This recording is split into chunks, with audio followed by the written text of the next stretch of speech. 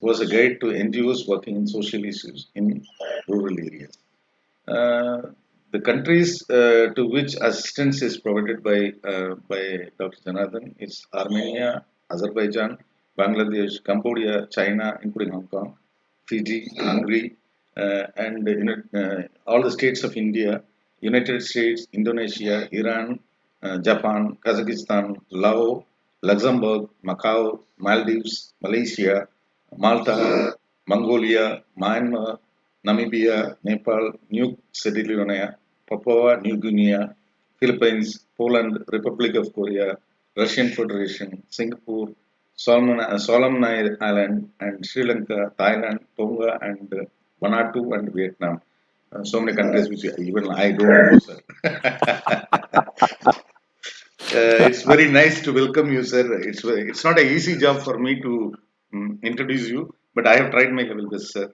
I'm really thankful to you for being here with us in this webinar, spending your very valuable time amidst your busy schedule, sir.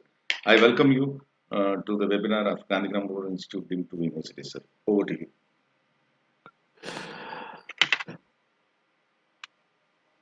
I'm Dr. Janardhan.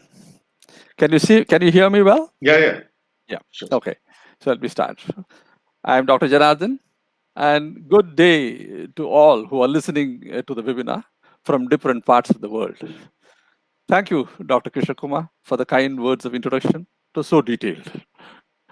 I appreciate the excellent initiative of Gandhigram University under the leadership of the dynamic Chancellor, Vice Chancellor, and the Registrar in arranging the series of webinars focused on the needs of the students and the society. I have very fond memories of Gandhigram University. As sub-collector of Dindigal for 2.5 years from 1980 to 1982, I had been to the university several times and interacted with the staff and the students. In that pleasant note, permit me to get straight into the topic for today: Interdisciplinary Cyber Physical Systems, ICPS in short, Interdisciplinary Cyber Physical Systems. I hope my talk will be a curtain raiser to Generation Next. Generation Next, who is it? It's you, all of you students. Each of you who in a few years of time will be stepping out into an uncertain world. A world that will be uncertain, but full of opportunities. A lot of opportunities, but you have to be prepared. You have to be prepared to grasp it. And in that manner, I would like to tell you, it is not just only for the students of sciences and engineering and technology. I tell you, this is applicable for every discipline. That is why it is called interdisciplinary. Whether you are a student of politics, political science, economics, management, it doesn't matter at all. It is a subject which each and every one of you students must learn and be fully conversant with. When I now, let me now just, as I'm doing, let me just present my screen so that it becomes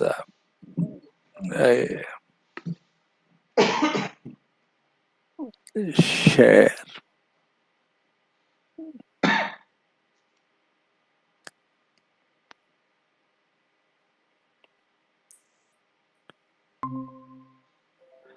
So you are able to see? Yes, sir. Yeah, wonderful.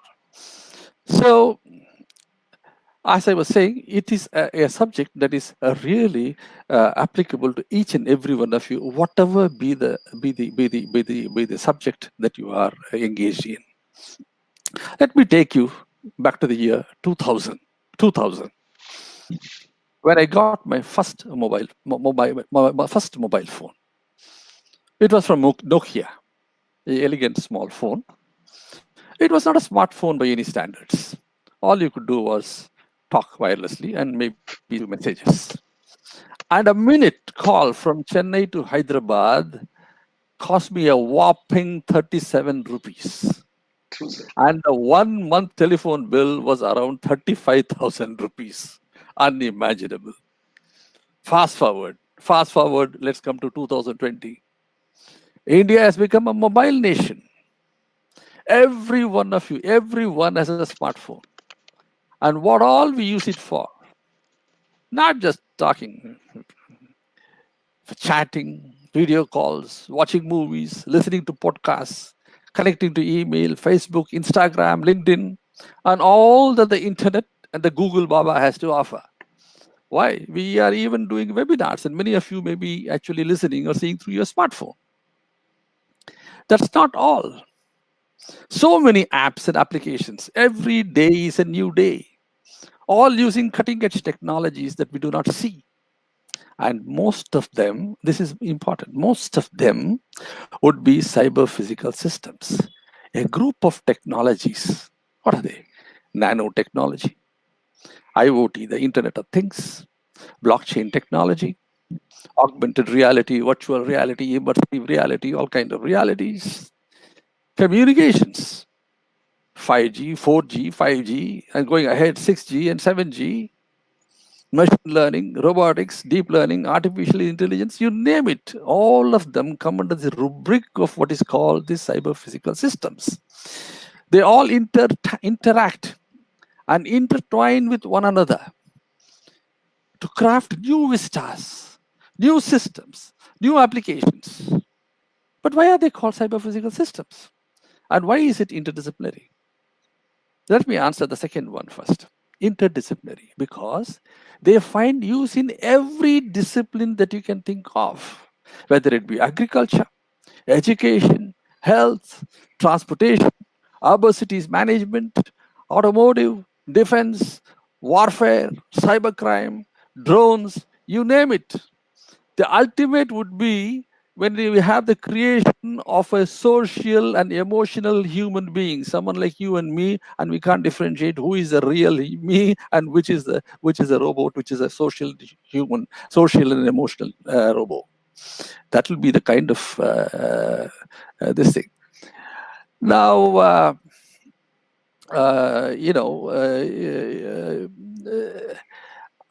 let me take you. Of course, it is take you what is the cyber physical system.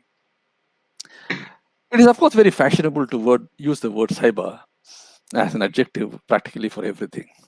So the space becomes cyberspace, crime becomes cyber crime, city becomes a cyber city, and so on and so forth. Very fashionable.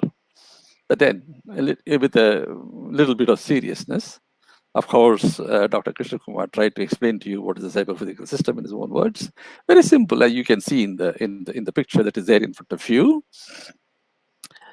One is a cyber part, and one is a physical part. And the cyber part is computer-based algorithms, etc. They are basically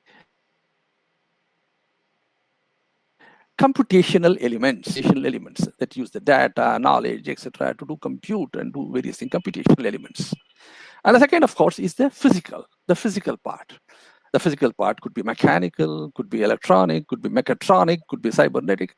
It could be all kinds of things that are physical. And the best part is, while both of them will be intertwined, they can be spatially and temporally apart. They need not be at the same space, same near each other. They need not be physically connected, space and time apart, spatially and temporally apart. And let me tell you, internet is not necessary for an actual cyber physical system to connect to each other. It is there, then you have what is called the Internet of Things. Internet of Things, IoT, is just a subset of the cyber physical system. Even without internet, you have multitude of cyber physical systems, and that is it. Let me give you a small example. And the best part is, these applications, they change with the context. The same thing changes continuously with the context. Let me give you an example. Simple example. There are many modern houses and buildings that have got security systems, and depending upon, for example, if you are coming from outside to try and come into the space, into the building space, if it is a car, And if it is already registered as some car that can be allowed in, then the system would read what is the number, etc., etc. And if it is there, it will open the big gate and allow the car to be in and then close it. That's it. But instead of you coming in a car, you come walking. You come walking. There is no need for such a big door to be opened.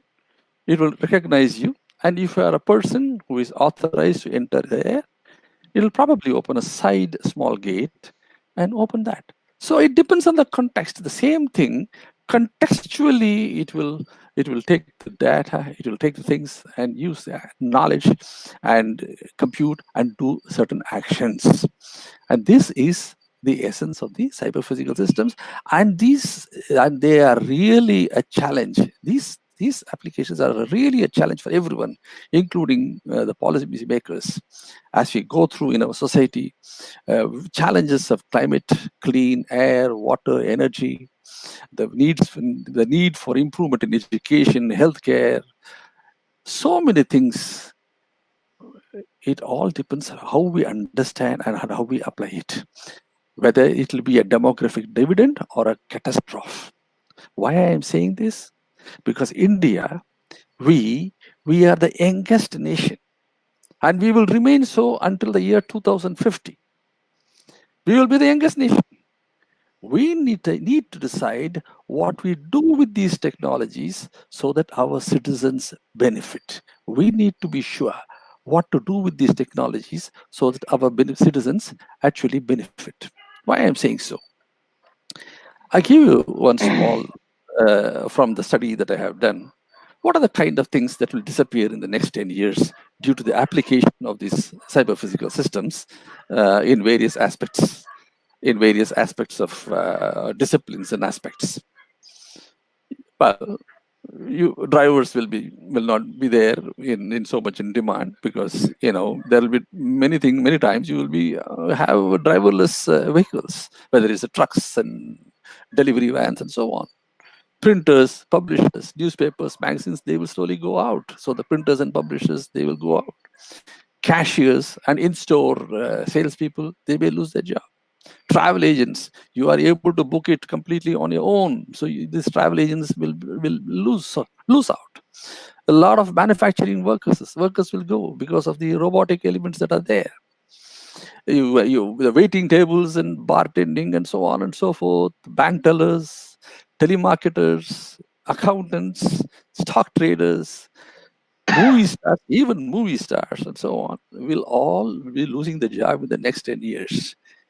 But there is one which the outside world say that they will also lose the job. And I'm concerned. And that is farmers. Farmers will lose the job in 10 years. And that is absolutely unimaginable for a country like ours, where more than 60 to 70% depend upon farming. And they are there. And their life has to be built. They have to be happy. They have to have a raised income. They cannot be just phased out. Where will they go? So while abroad, they will look upon these kind of technologies to replace the farmers using extreme automated methods and so on and so forth, we need to understand, we need to prepare systems that will also have the farmers there, that they also be a part of this whole cyber physical systems. They are also a physical system, whatever way it may be, so that they are actually not removed from, they are not just become redundant. And that is very important. That is why I say that when we understand the cyber physical systems and we build our applications, we have to be we should be very careful about who are the people who may lose the jobs and which we do not want to see them losing the jobs. And it's very important for you. Your students are there from so many disciplines. As I told you, so many kind of jobs they will be disappearing in the next few years. Now, I will take it one step further. But before taking it one step further with respect to agriculture as an application and then taking it on and seeing the future, using the cyber physical systems. I didn't want it to be a technical kind of a stuff on, the technology of the cyber physical systems, teaching you what is an artificial intelligence and so on and so forth. That's not the kind of stuff today. Today, it is meant for a broad spectrum of you students to see what all it can, how it can sort of help, and how we should be using it. When I say about actually, as told by Dr. Krishna Kumar, I am the founder trustee of Haselfre Foundation. It's a public charitable trust. It was founded in 2011 by my wife, Nadadur Janardhan, and myself. She's the managing trustee. I am a founder trustee. We have very wonderful people joined as advisors and etc. etc. And over the last so many years, our reach has grown phenomenally to cover practically 18, 19 states and one or two places like Pondicherry, etc. And this has grown because of the support, because of the work that we do, and the support given by the government of India. In the last 2 years, we have participated in the national mission to propagate, to build the awareness of cyber physical systems. It's a national mission to build the awareness of the cyber physical systems among the children of India. What do I mean by children? Children who are in middle school, class 6, 7, 8, in high school, 9, 10. Where? In these 18, 19 states, 9,000 in 91 aspirational districts. There are 115 aspirational districts out of the 640 odd total districts in India.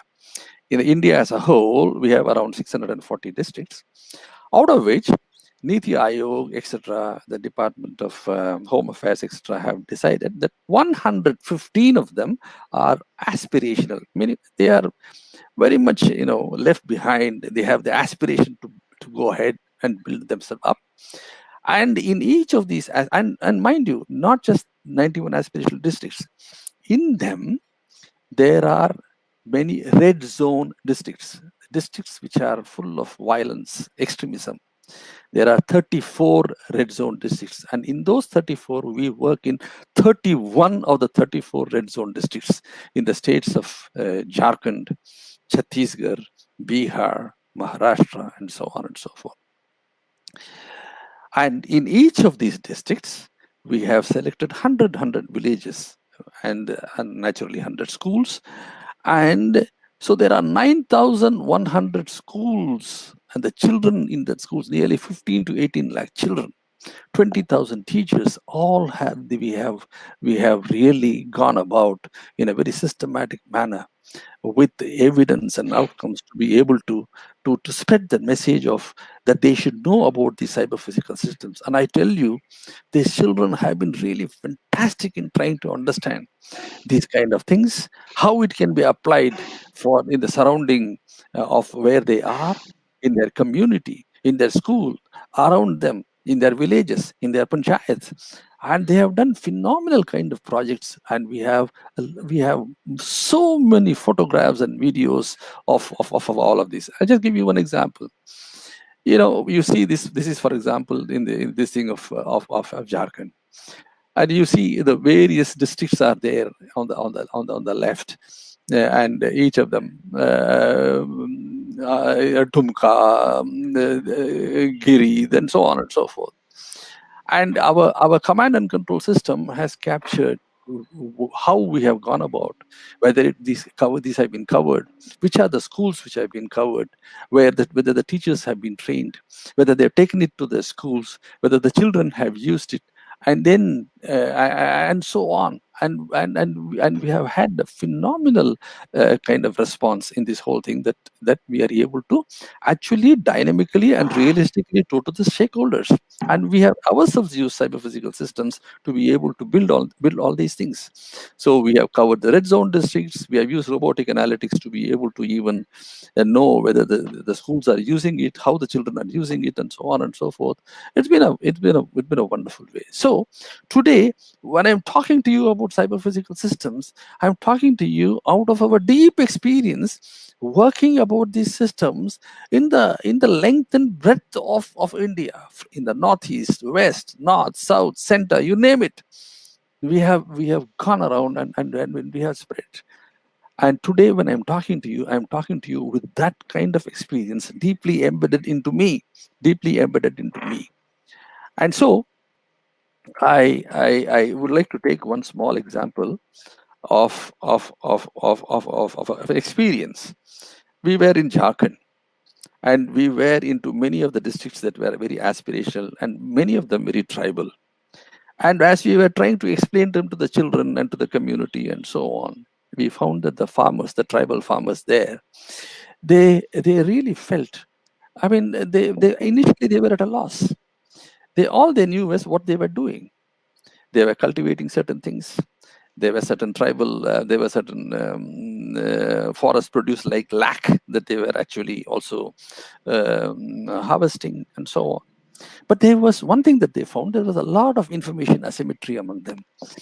They had no idea. They had just no idea where was it going from their hand.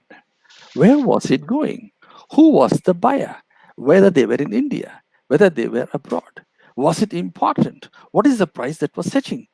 Every place, every aspect, there was an asymmetry of information. And so they were getting extremely low price and they were living a life of misery. And as we were explaining about the cyber physical system and how they can use it and so on, while we told them that you can use it from anywhere for sowing, growing, harvesting, storage, marketing, including in between certification, branding, and all this kind of stuff, but all of them would make no sense to them until we found a way, a 4-stage way to communicate to these farmers the use of the cyber physical systems and how can they do it. And I tell you here, the most important was the stage 1. And it is true wherever we go. Stage 1. Basically, they need to trust you. They need to believe in you. They should not be asked to put in more money, more. Already they are so much indebted. They don't have any money. Whatever they are producing, you introduce something simple using a simple thing that they use, which is a smartphone. All that they were ready to do was use a smartphone. Whatever you put in the smartphone, they told, we know how. You teach us, we can operate. Sure. But the first stage was a stage where using cyber physical systems, the farmers wanted to see at least the income double in their hands. Money talks. Money really talks. They said, when we see double the income coming, whatever you may call information asymmetry, in the goods flow, in the money flow, in the information flow, whatever be the flow, whatever it be, we are ready to do something that you say. You are saying so many things. We have the smartphone. Give us the app, whatever you want to do, and we should see at least doubling the income through various mechanisms that you're talking about. And the best part of it is by shrinking some of the supply chain, by bringing in direct benefit transfer to them and so on, which is already in use into these tribal farmers, we could actually bring in doubling the income of these farmers, of these farmers. So what I'm saying is, in this cyber physical system, the farmer is also a physical system. You can't just leave that person. If he is not going to be convinced if anything, he will not allow you to go to stage 2. That stage 2 will be using things like IoT, and it will be used for minimizing wastage and maximizing production. Stage 3 would be for certification branding. It would be using the technologies such as the blockchain technologies. Stage 4 would have even artificial intelligence and so many other things, and to bring in absolute 4 times, 5 times, 6 times the income and so on. But then they won't allow you to go to even stage 2 unless you are able to fit them into the cyber physical systems in stage 1 and show them the money in their hands. when you show them the money in the hands, I think this is where I wanted to tell you about that. If you ape the Westerners in the way they use, they would love to just remove these farmers from the whole this thing and then bring in their various kind of systems, tractors, that this all kind of stuff, and and pesticides and so on and so forth, and too many things. But no, when we worked with the cyber physical system, we wanted the farmers and we definitely wanted their lives to be better. And so when you actually now you go, yes, once we go from the stage 1 to stage 2, yes, then you could, again, you don't have to teach them IoT and so on, but you could enable certain sensors and that, etc., for various things, for precision agriculture, exact amount of water, nutrients, micronutrients, etc., that is to go in, managing the location, where it is going, location tracking, sensor based, some cold chains will come, etc., to collect them, and then the cold chain tracking, warehouse management, and so on and so forth. These all use the Internet of Things. But these farmers don't need to know about all these kind of technologies. They know that they trust you in the first time, and more importantly, as you saw in the first thing, in stage 2, when they use all this, first it was doubling of the income. Definitely they would want their income to go to 2.5 times from the current level. 2 times, 2.5 times, 3 times, 4 times, 5 times, like that.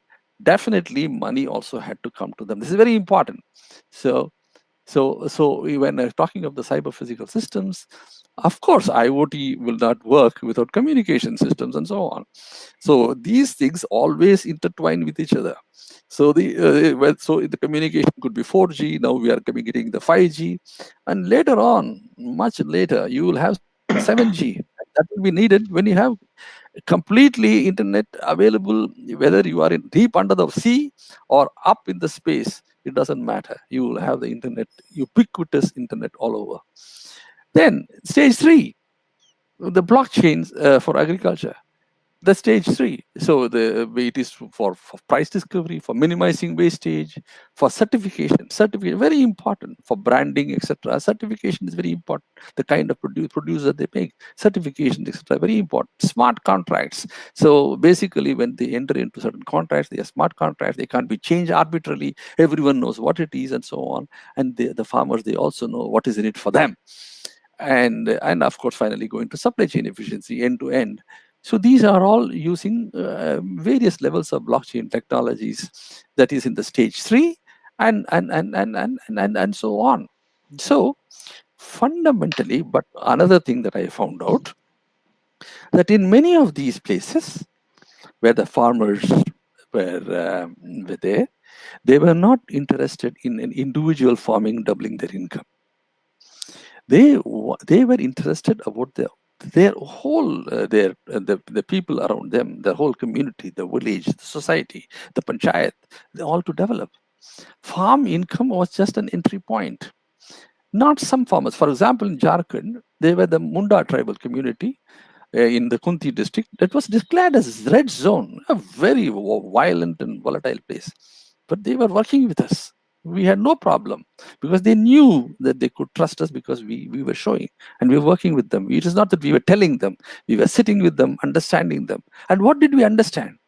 They said that the income is only one part, the money. We have so many issues with respect to health. What are these issues? Preventable health, issues of health, diarrhea, respiratory infections, malnutrition, anemia, tuberculosis, and COPD, and so on and so forth. And the same technologies could be used for telehealth, telemedicine, and so on and so forth. And for that, we found that the state budget to these kind of preventables was so low. It was not even 3 to 4%. The budget was on curables. After you get the problem, you cure it. And that is where the big hospitals come in. So we ensured that the budget in these places was increased 4 times for preventing the preventables. I will come to some of these. Then, when they talked about health, it was not just their health. It was the health of the ecosystem. Today, we're sitting in here in urban areas, we are talking about organic farming, etc. These people were continuously doing all, they were not using pesticide and insecticide and all that. They were always absolute organic. And they were talking about the ecosystem of the place, the rivers, Banai, Kanachi, Koil, Karo, Karakari, so many rivers. They wanted them to be clear, without dust and pollution, etc. In that, the flora and the fauna, the duck and the geese, and the 314 species there. One or two are even, in the list of being disappearing. Yeah. Precious. Yeah. Huh? Precious one species. Yeah. And then they were bothered about the education of their children, starting from what I call the early childhood care and education, which is the foundational. You build the foundation, the brain health, the body health, the social health, the emotional health. And then the child is a happy child when it is all fine. If these milestones are fine, it's a happy child and which learns on its own a hell of a lot of things. You don't have to teach a child to learn the mother tongue. You just say, it's a servant return kind of a stuff. So you say, the child says, kaka, you say, papa, whatever it is, just goes on. But you constantly encourage, smile, and this thing. And then without any grammar, without any syntax, without any vocabulary, it started talking sentences and so on and so forth. This early age, 0 to 8, and then the next level, 9 to 14, and then we go to, of course, to the farmers, etc. Adult education, and in many of these places, the literacy was very low, and for these farmers, it was functional. That is, whatever they learned, it had to make sense to what they are doing. So if they are doing lag cultivation, it had to make sense with their lag cultivation. If they were doing animal husbandry, it had to make sense to the way they were doing the animal husbandry, and so on and so forth, the way they were living. In Ramanathapuram, where I was for some time, the collector had a very difficult time after the assassination of a former prime minister. I was the chief coordinator of the forces for anti-LTT operations. And in those days, I traveled far and wide in the whole place. I found a way to increase the income of the women there from the Seemai Karivelam Maram. Seemai Karivelam, what they call as Prosopis juliflora. Of course, it is now caught in some kind of a thing, but it is unbelievable plant of a different kind. What I'm saying is, wherever you go, you must understand the whole ecosystem. So it doesn't matter where you enter the thing.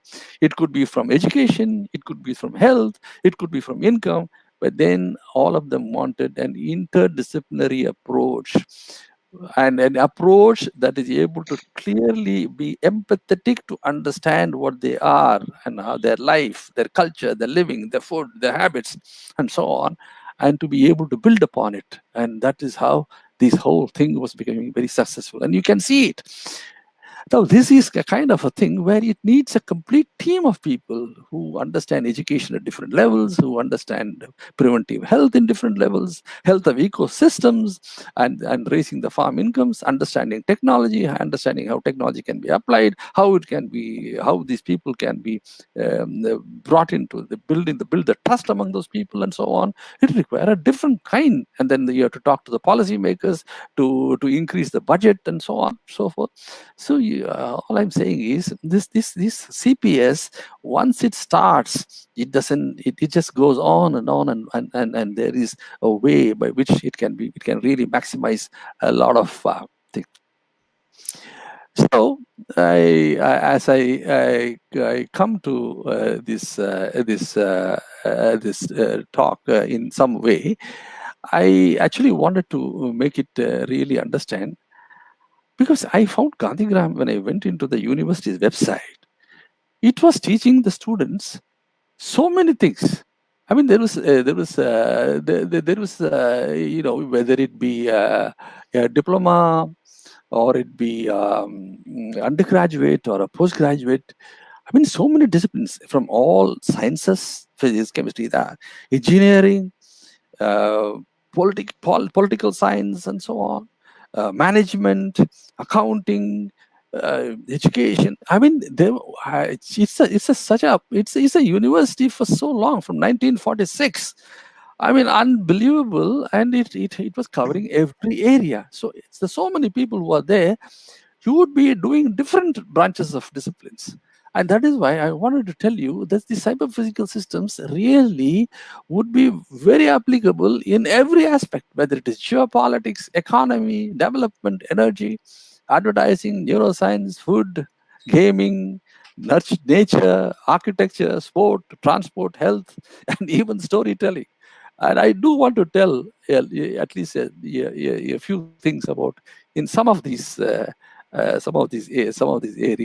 so that you can understand why I say that this is something which will be very useful in various kind of things. Let me leave out the first one, which is the politics. I don't want to talk about it, but let us talk about the economy and the role of the bankers and so on and so forth. We had many financial crises in 2000, 2010, 1997, 2000, 2010, and probably in 2020s there will be another financial crisis. It'll be you'll be confronted by trillions of dollars of bank bailouts.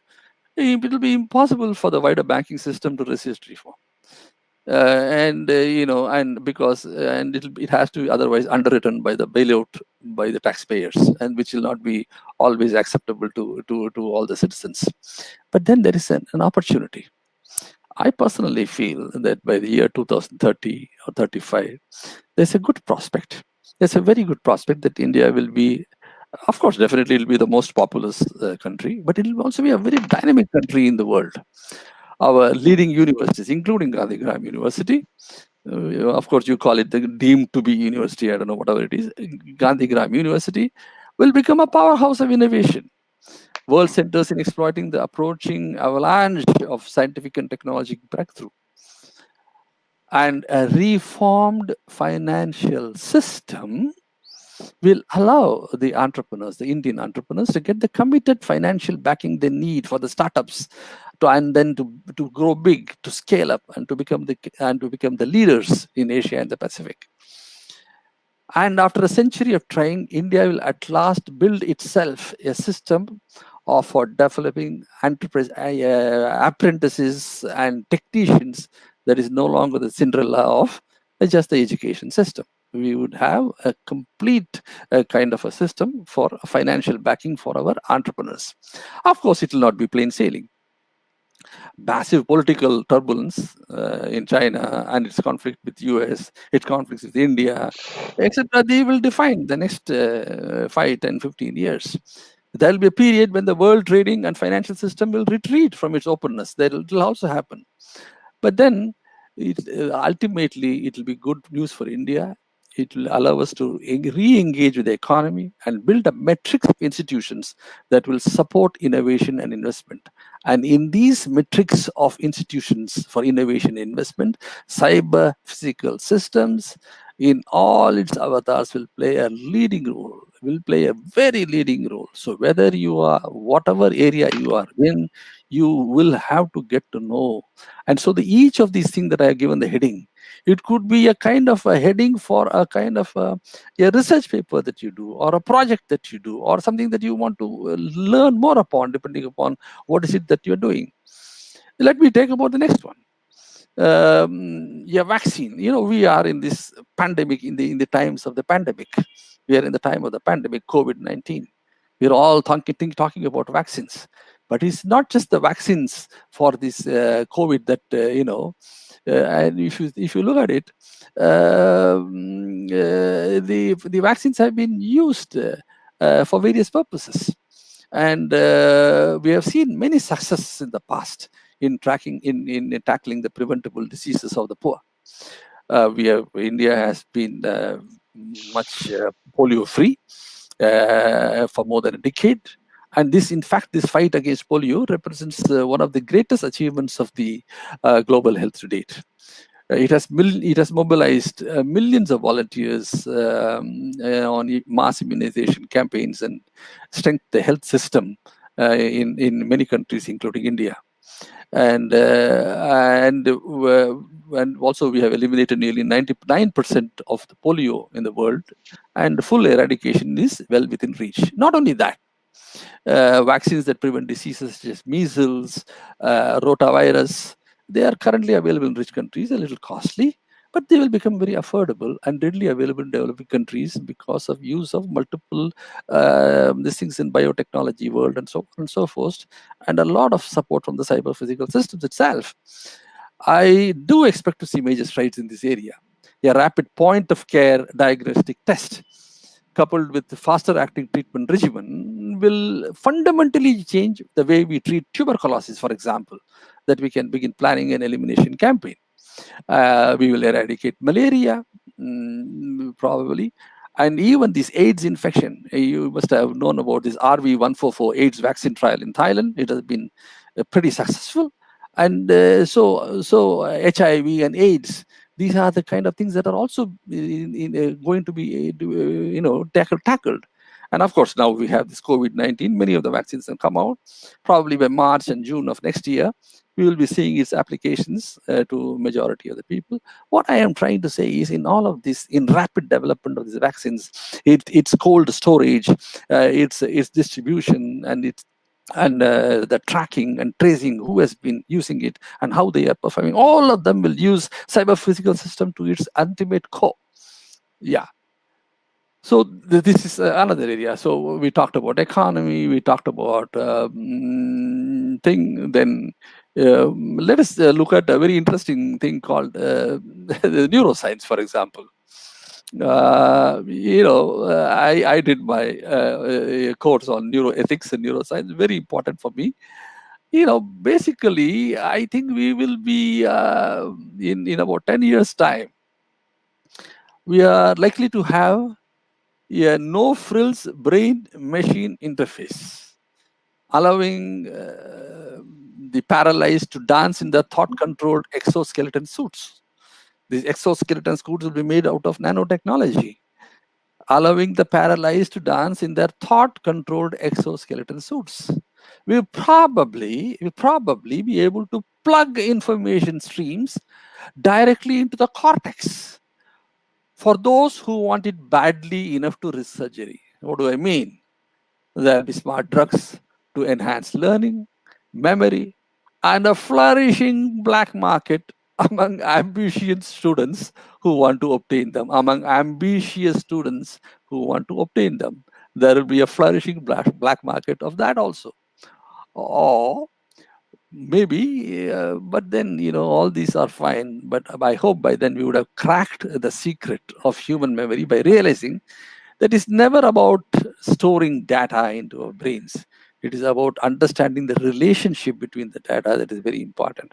And there, the way we are able to develop our mind and thinking, etc., while these various technologies will be able to do many things, there is a lot of things that we have to do ourselves to be able to have a greater understanding of these.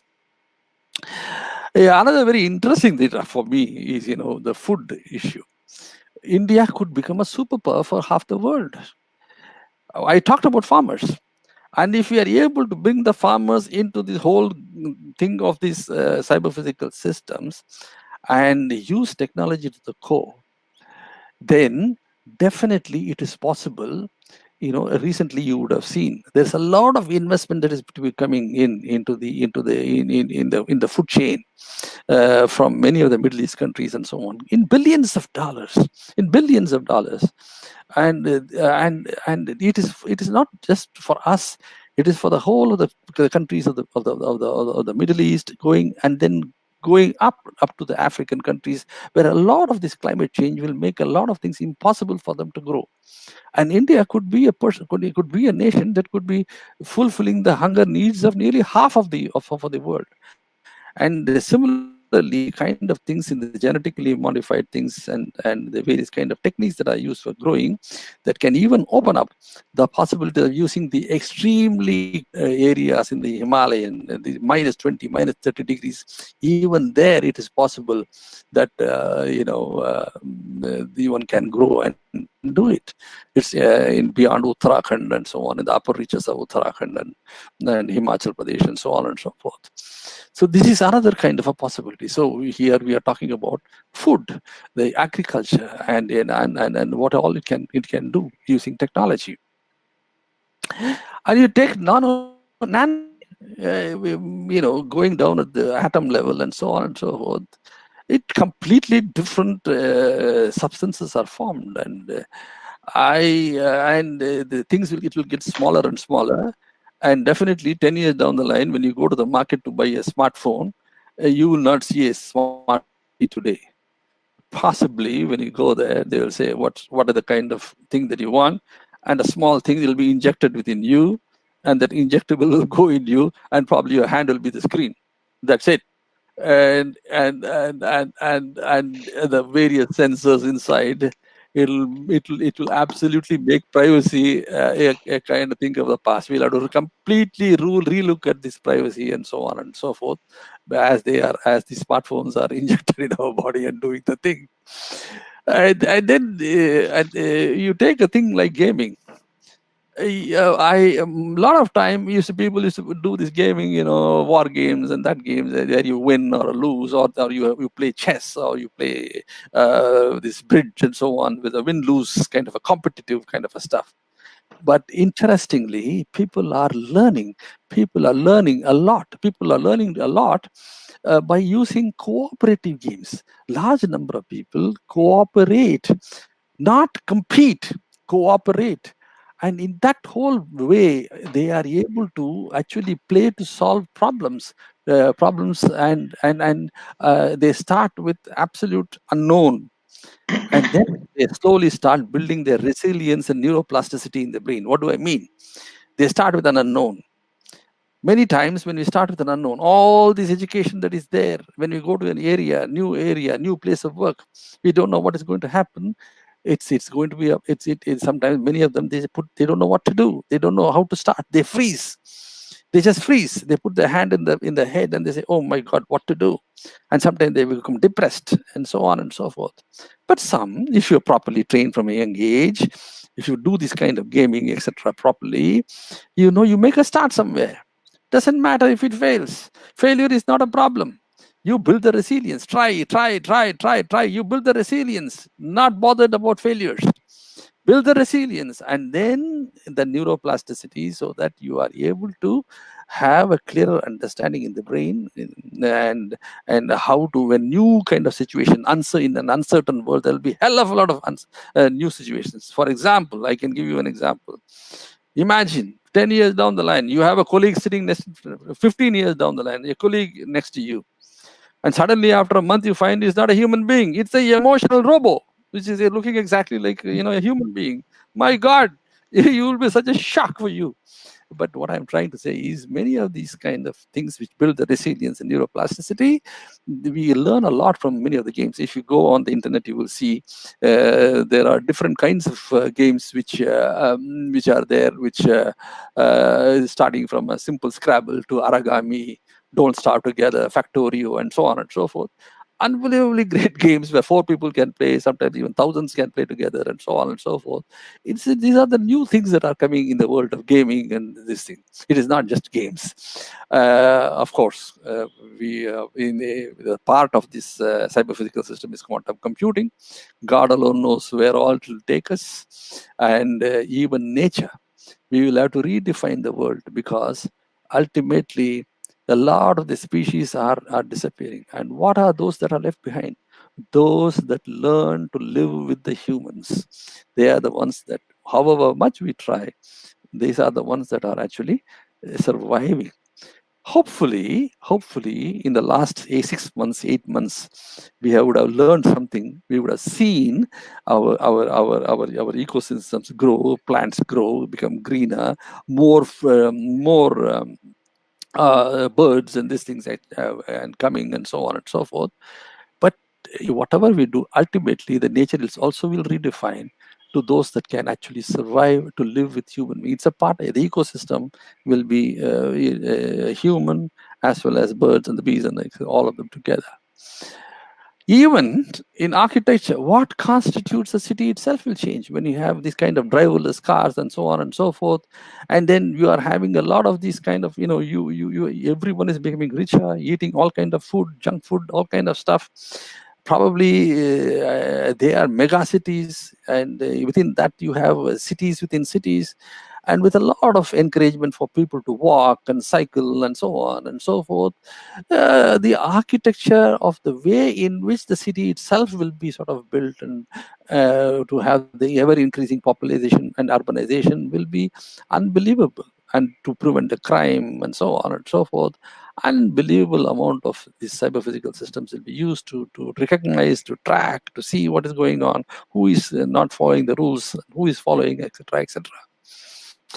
And of course, transport. I already talked about the automated cars and so on, UAVs, the drones, and let me tell you, these kind of things, technology is very neutral to many of these things. They can be used by good people for good things, can be used by all kind of people for all kind of destructive ways. A drone can be, we always think of a drone now, swarms of drones coming down and bombing and so on and so forth.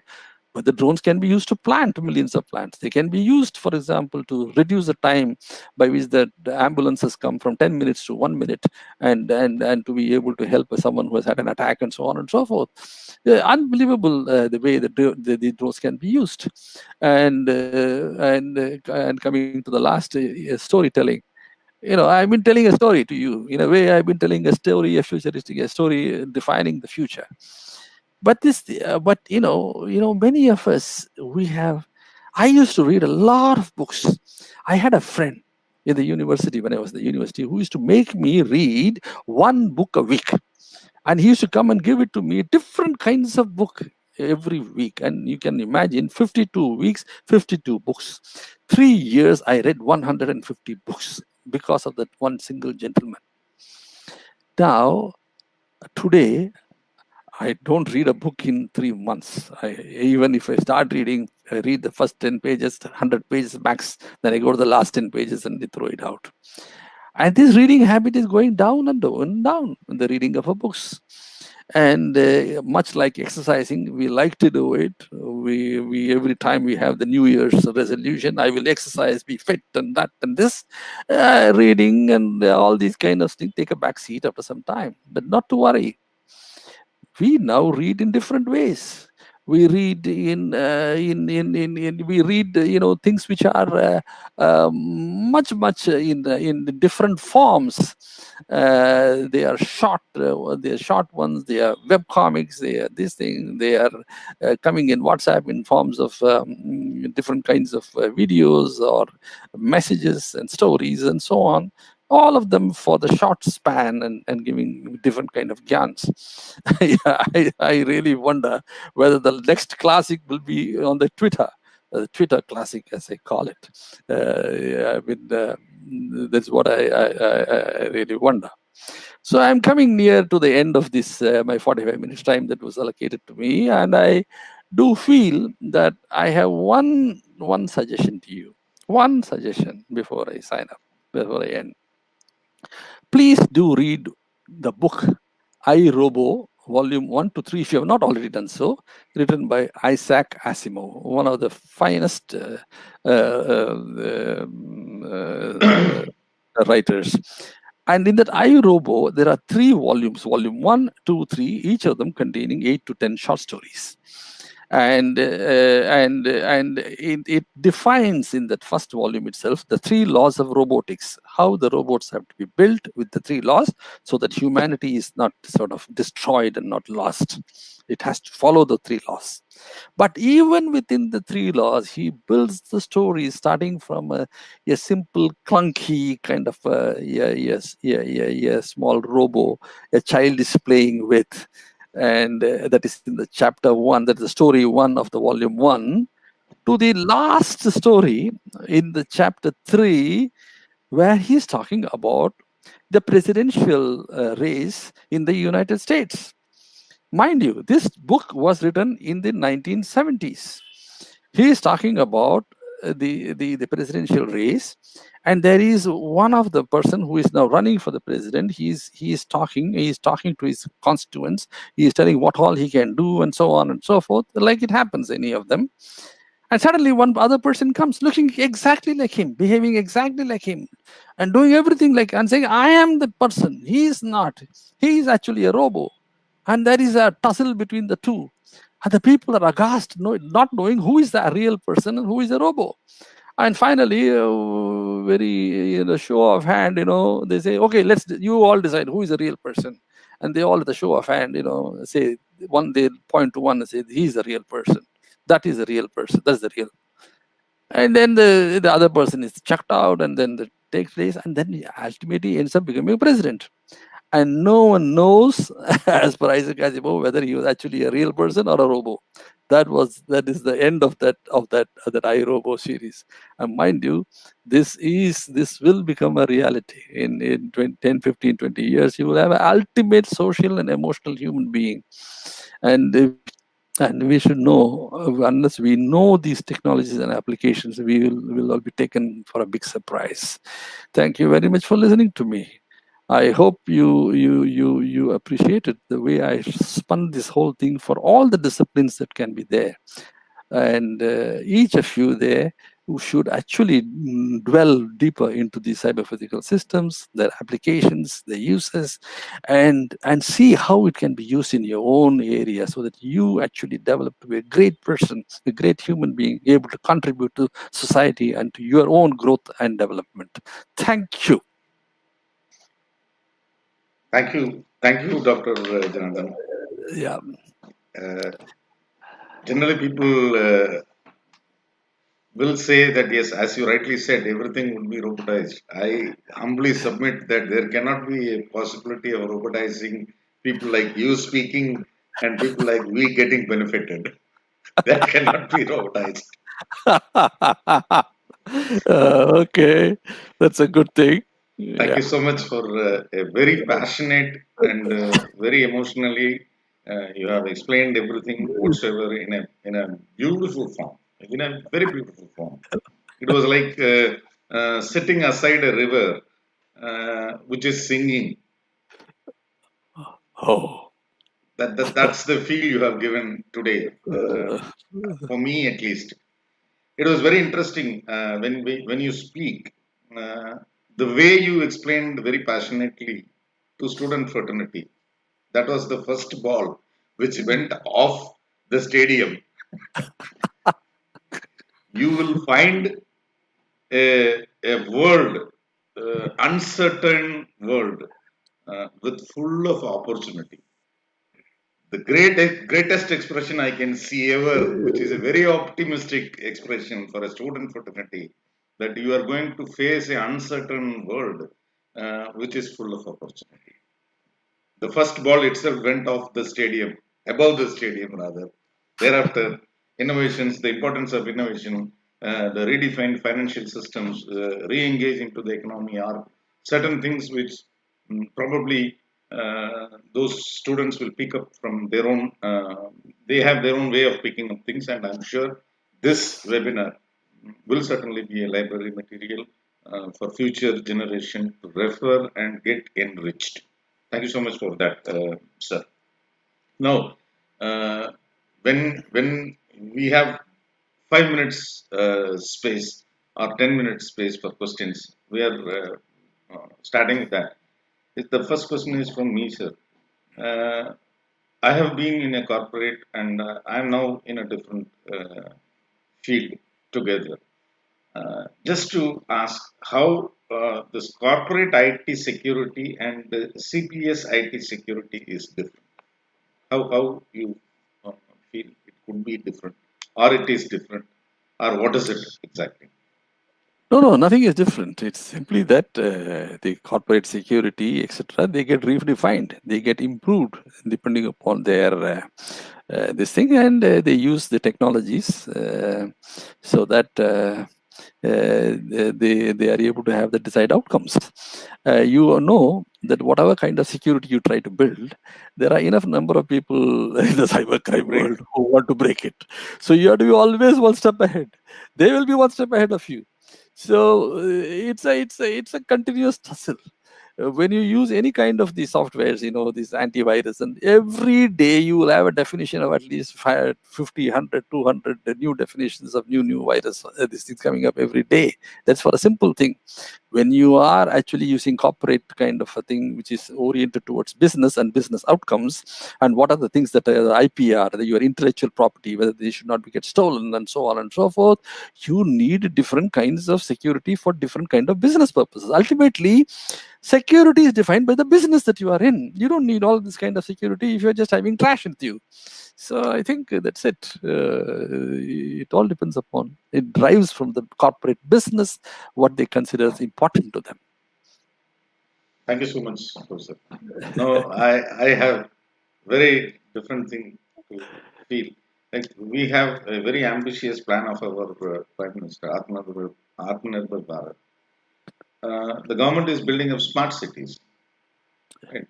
How ICPS helps building in smart cities, or what is the use of ICPS in building up smart cities, as per your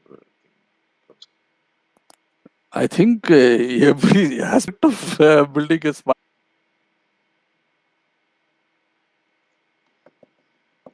the kind of by which people go on their lanes, those that violate, that is one aspect of it. The other aspect of it is how do you dispose the kind of waste, and how do you are able to sort of how do you use technologies that will actually eat up. There are many kind of nanotechnology based kind of stuff that eat up these kind of wastages and so on. How they can be inbuilt into the various kind of trash cans and other things, etc., so that you don't and so on. I mean, every single aspect of this smart city, whether it is trash, whether it is water, whether it is air, the way that you are estimating what is the quality of air that is there, and how do you automatically the one thing about the cyber physical systems is, when the sensors detect something, they automatically then they trigger something else to counter it. And so in smart cities, when certain thing going out of the bound, it's automatically escalating, triggering certain actions, etc.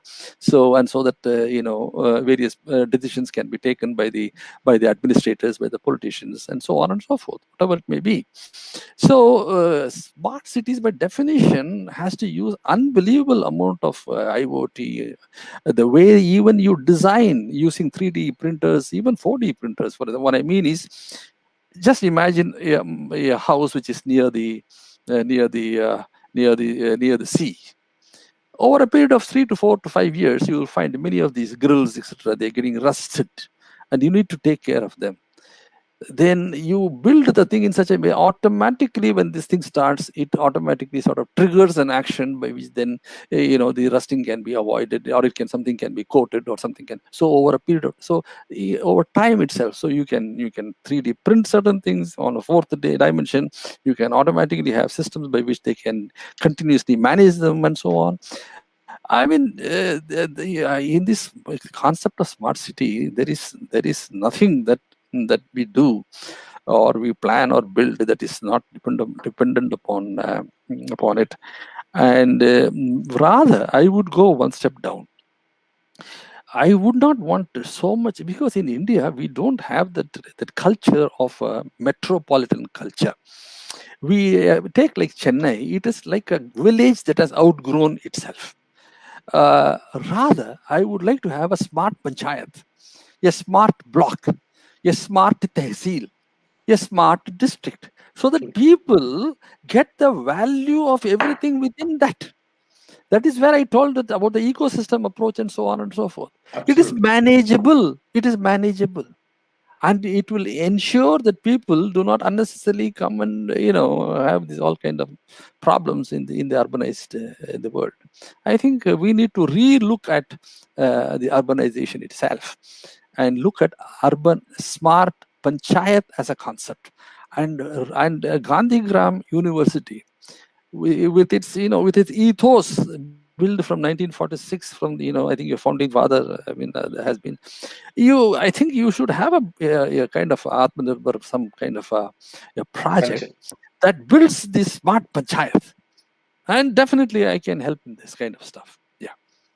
Thank you so much. Thank you so much, sir.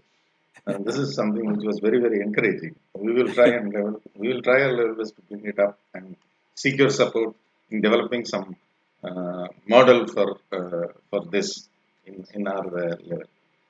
Now, sir, I have a typical question.